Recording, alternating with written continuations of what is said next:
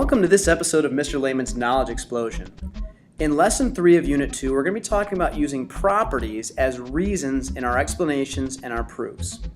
So to start with, we're going to do some very basic proofs that use the properties of algebra, or the algebraic properties of equality, that are listed here on this sheet. So as you look at these properties, these are going to be the reasons you use to justify your statements. So we have the addition property, the subtraction property, multiplication, division.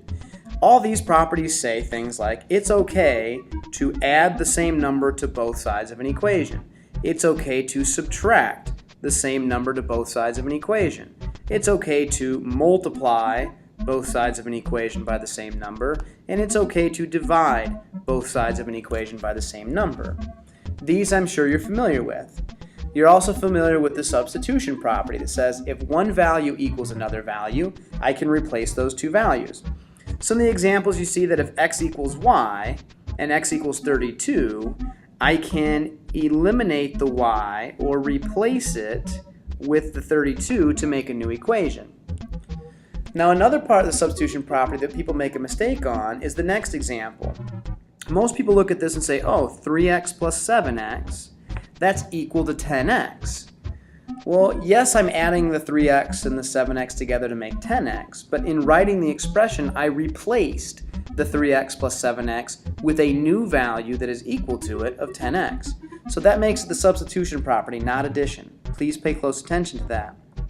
And then the distributive property, which says I can multiply through a set of parentheses, is also one you're familiar with. Now, three properties that you maybe are not familiar with, but are probably easily going to understand, are called the reflexive, symmetric, and transitive. Now, these properties exist because everything must have a reason. The reflexive property simply says x equals x, or the length of AB equals the length of AB itself. Basically saying if you look in a mirror, it will reflect right back to you, and those are the same equal values. It seems silly now, but I promise you in some proofs later you'll understand why we use this. The symmetric property says if x equals y, then I can rearrange that order on either side of the equal sign and say y equals x. So if all you're doing is changing the sides of an equation, most of the time we do that without thinking about it, but there is a property that's agreed upon that says that's okay. And then the transitive property is kind of like syllogism for numbers. The transitive property says if A equals B and B equals C, then we can cut out the middleman of B and say, well, that means A has to also equal C. So that's usually the most easy to identify based on how many statements you have to have. And we'll use this one a lot. So if you want to make a note, transitive property is used a lot as reasons in our proofs. So let's look at an example of some statements that you're going to try and justify with some reasons. It says on the next page that we're supposed to name the property that justifies each statement. Example number 1 says if the measure of angle A was equal to 45, then then 3 times the measure of angle A equals 135. Now the questions I like to ask are, what is changing and why is that acceptable? So if we look at the beginning statement, if the measure of A is equal to 45, that changed and became 3 times the measure of angle A. So what changed? Well, I'm multiplying by 3. And then 135 was 45 times 3. So 45 changed into 135, or a multiplication of 3, and the measure of A became 3 times the measure of A. Well, the multiplication property says that it's okay to multiply both sides of that beginning equation by 3 to equal something equivalent. So the multiplication property is my reason for saying this is okay. Let's look at number 2. Number 2 says if ST is equal to 2 and SU is equal to ST plus 3, then SU is equal to 5. Again, what is changing? If I look at this, I saw that SU was equal to ST plus 3. Now it's just equal to 5. So I've taken that 2 and I've replaced ST, and then I've taken the idea of 2 plus 3 and I've replaced that with 5. So I find myself saying I replaced this, I replaced that, and anytime I replace a value with something equal, that's the substitution property. So that would be the property that justifies why SU has to be equal to 5. Number 3 says if the measure of angle T equals the measure of angle Q, then the measure of angle Q equals the measure of angle T.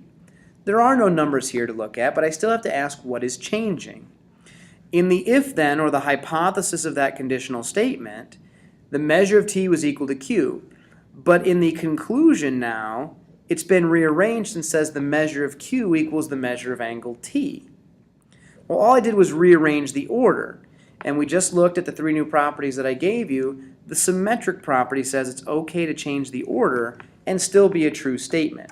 And I'm sure nobody's going to argue with that. Number 4, here's the one that I said would be most common.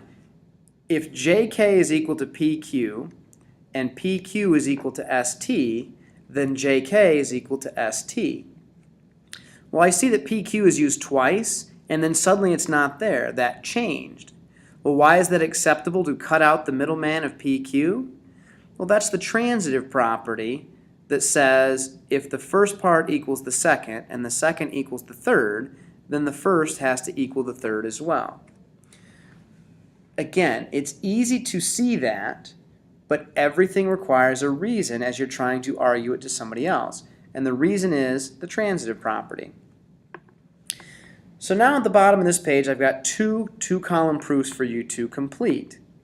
A two-column proof takes these long paragraphs and sentences and puts your statements on the left side and the reasons on the right side. So everything on the left is a statement, something that you would say, and we're going to try and justify it with a reason. So in number 1, it says 5x minus 18 equals 3x plus 2.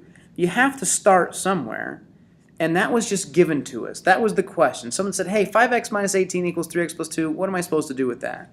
And you say, well, if we start with your given information, so our reason is simply that was given to us. That's how you start a two-column proof. You start with the given.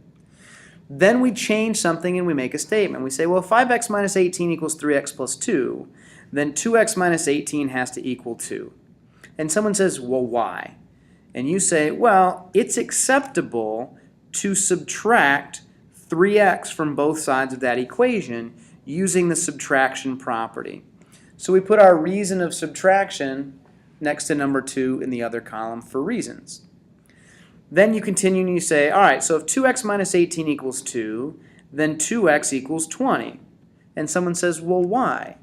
You say, well, it's acceptable to add 18 to both sides of an equation using the addition property.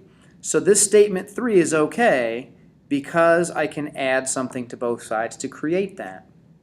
And then the last step says, well, if 2x is 20, then x is 10, because it's okay to divide by 2 on both sides to get 10, so I'm dividing both sides using the division property, which says that's okay. This would be very similar to writing a paragraph that says, well, first I subtracted 3x from both sides, then I added 18 to both sides, then I divided 2 by both sides. The two-column proof makes a nice streamlined argument, so you don't have to write all those words. So let's look at another example. This one may take a few more steps, but we can do it. We are given that 55z minus 3 times the quantity 9z plus 12 equals negative 64. So that's our first statement, and our reason is, you gave that to me. In statement number 2, we have to ask ourselves what changed. Well, I noticed that it went from being a negative 3 in front of parentheses to no longer being parentheses, and those numbers got multiplied by 3.